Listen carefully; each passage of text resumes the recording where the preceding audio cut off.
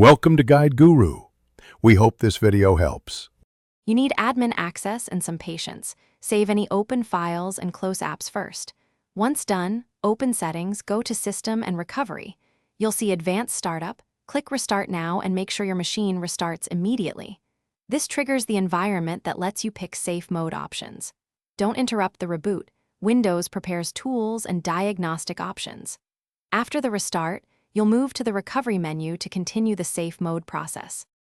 Once you're in the Recovery menu, choose Troubleshoot and then Advanced Options so you can control startup behavior.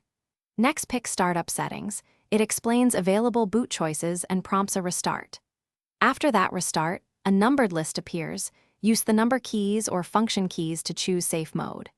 You can pick plain safe mode for minimal drivers, networking if you need internet, or command prompt for advanced fixes. Make your selection, and Windows will boot into the choice. When Windows loads in safe mode, sign in with your administrator account so you have full control. You can now run diagnostics, uninstall problematic drivers, remove recent updates, or launch system restore to roll back changes.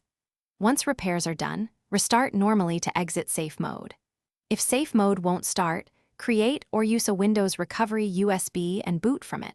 Then repeat Advanced Startup and Troubleshoot. This recovery media resolves corrupted boot settings that sometimes. Thanks for watching. Consider subscribing if we helped you today.